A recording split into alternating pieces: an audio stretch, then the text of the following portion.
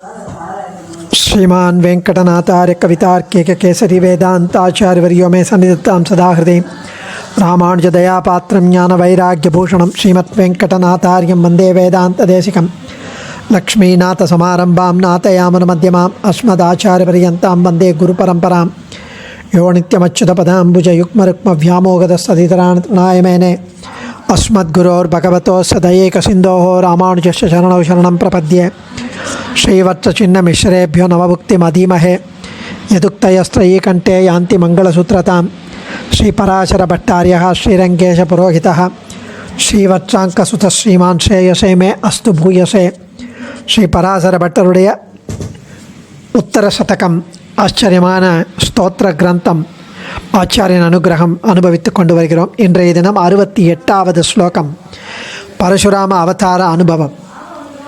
பவான் ராமோ பூத்வா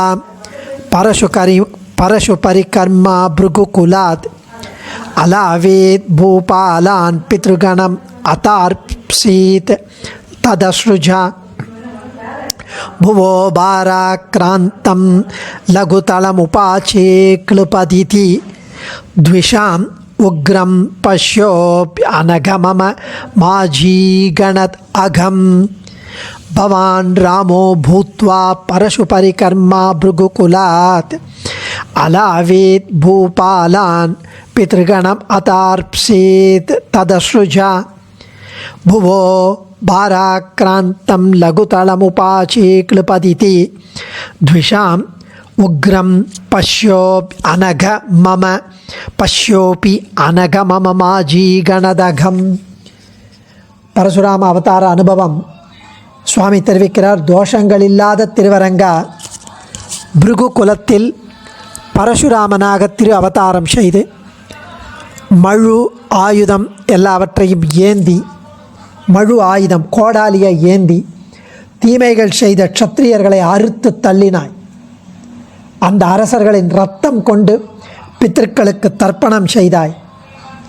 இப்படியாக அந்த அரசர்களை அழித்ததன் மூலம் மிகுந்த பாரத்துடன் தவித்த இந்த பூமியின் பாரத்தை குறைத்தாய். இப்படியாக நீ விரோதிகளுக்கு மிகவும் பயங்கரமானவாக இருந்தாய். பயக்ருத் பயநாசனகான்றது விஷ்ணு சகஸ்ரநாமத்தில். அது மாதிரி பயக்ருத் ஆயினும் அடியனின் பாவங்களை நீ பெரிதுபடுத்த வேண்டாம் என்கிறார் சுவாமி. ஹே அனகா, குற்றமற்ற பெருமானே, பவான் தேவரீர் பிருகு குலாத் பிருகு குலத்தில் நின்றும் பிருகு என்ற மகரிஷியின் குலத்திலிருந்து பரசு பரிகர்மா மழுப்படை ஏந்திய கோடாலியை படையாக கொண்ட ராமஹா ராமன் என்ற திருநாமத்தில் ராமனாக ஆகி பரசுராம அவதாரம் பண்ணி பூத்வா ராமனாக ஆகி, அதாவது பரசுராம அவதாரம் செய்தருளி என்றபடி பூபாலான் துஷ்ட க்ஷத்திரியர்களை துஷ்டர்களான அரசர்களின் தலைகளை அலாவி அறுத்தொழித்தீர் கட் பண்ணி அறுத்தீர். தத் அஸ்ருஜா அவர்களின் இரத்தத்தால், அந்த அரசர்களின் இரத்தத்தால் பித்ரு கணம் அதார்ப்சீத் பித்ருகணம் தேவரீருடைய பித்ரு பிதாமக குலத்தை அதார்ப்சீத் தர்ப்பணம் செய்து திருப்தி அடைய செய்தி.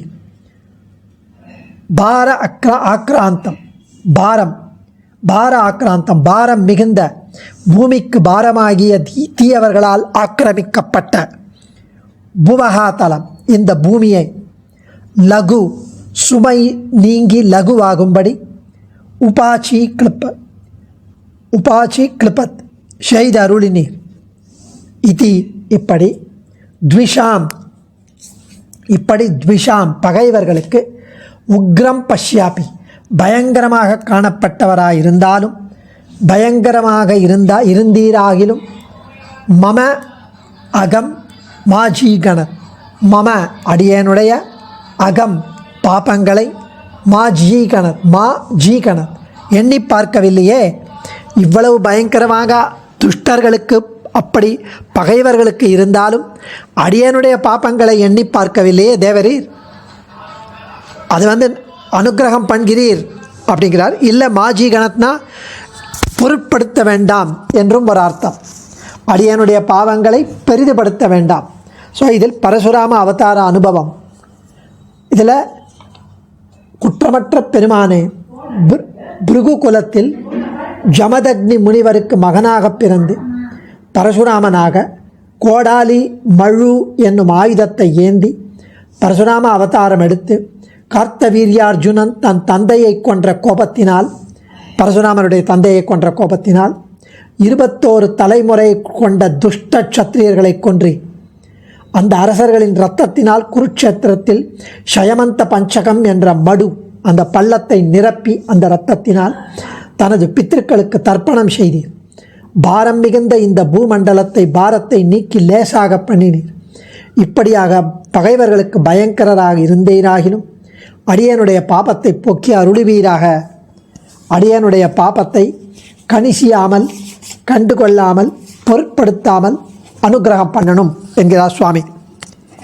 ஸோ பரசுராம அவதாரத்தில் 1 தாயான ரேணுகாதேவியை பிதாவின் உத்தரவின் பேரில் கொன்றது. 2 அநேக ராஜாக்களை கொன்ற தோஷம். 3 தன்னை அண்டினவர்களின் குற்றத்தை பார்ப்பது முதலான பல தோஷங்கள் இருந்தாலும் அதற்கு தகுந்த காரணம் அதற்கு. அதனால் அவரை அனக என்கிறார், குற்றமற்றவரே என்று அருளுகிறார் பட்டர்.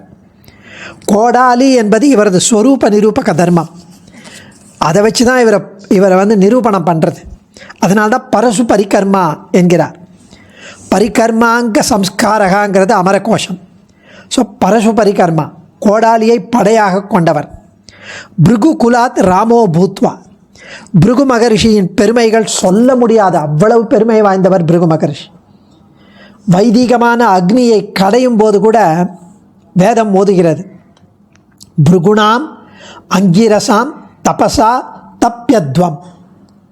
பிருகுணாம் அங்கிரசாம் தபசா தப்யத்வம் என்று அவர்களை ஸ்மரிக்கும்படி, பிருகு குலத்தை ஸ்மரிக்கும்படி வேதம் ஓதுகிறது. இது மகாபாஷ்யத்திலும் தெரிய வருகிறது. மகரிஷீனா பிருகுரகம் என்று பகவானே கீதையில் தெரிவிக்கிறார். மகரிஷிகளில் நான் பிருகு மகரிஷி என்று. அப்படின்னா இவர் பெருமையை என்ன என்று சொல்கிறது? அப்படிப்பட்ட பிருகு மகரிஷியின் குலத்தில் வந்தவர் பரசுராம அவதார். ஸ்ரீவத்ச கோத்திர பிரவர்த்தக ரிஷிகள் 5 இந்த பிதா புத்திர கிரமத்தில் வந்தவர்கள். எல்லா அரசர்களையும் அவர் கொல்லவில்லை. பரசுராமர் எல்லா அரசர்களையும் கொல்லலை. துஷ்ட அரசர்கள், தீய அசுரர்கள், தீயவர்கள், அவர்களையே கொன்றார். இதனை ஸ்ரீ நடாதூர் அம்மாள் துஷ்டக்ஷத்ர நிபர்கணம் என்று காட்டி அருளினார். துஷ்டக்ஷத்ர நிபர்கணம் என்று அருளினார். ஜனகர், கேகயர், அம்பரீஷர், தசரதர் போன்ற பல அரசர்களை அவர் அங்கே போகவே இல்லையே. பூமியை காப்பேன் என்று உறுதி பூண்டு மண்ணுக்கு துன்பம் விளைவித்த அரசர்களையே அழித்தார் அவர் பரசுராமன்.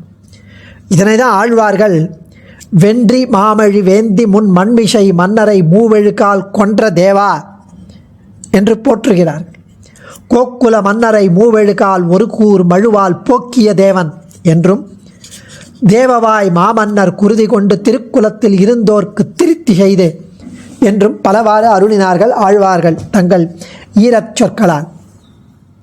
குருட்சேத்திரத்தில் சயமந்த பஞ்சகம் என்ற இடத்தில் உள்ள 2 பெரிய ஏரிகளில் ஒன்று பரசுராம தீர்த்தம்.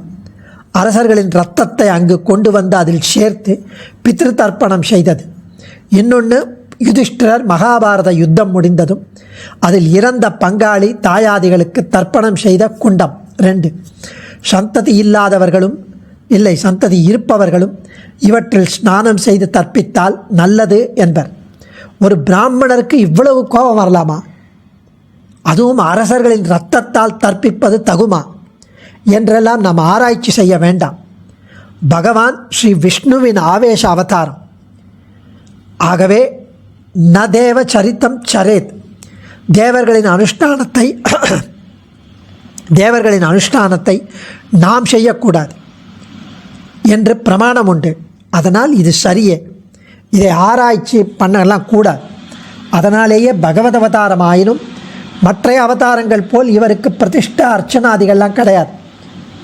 இவருக்கு இத்தகைய அரசர்களை கொன்ற பாபம் தொலைய வேண்டும் என்று பிராயச்சித்தம் கேட்டபோது, கழுவாய், அதுக்கு என்ன பரிகாரம், பலன், இதுக்கு என்ன பண்ணணும் அப்படின்னு கேட்டபோது மகரிஷிகள் சொன்னார்கள், அரசர்களை கொன்று சம்பாதித்த பூமி முழுவதையும் தானம் செய்துவிடு என்பது மகரிஷிகளுடைய அட்வைஸ். இவர் தானம் செய்ய முற்பட்டார். ஆனால் ஒருத்தரும் அதை பெற முன்வரவில்லை. கஷ்யப மகரிஷின்னு காஷ்யபர் ஒருத்தர் வந்தார்.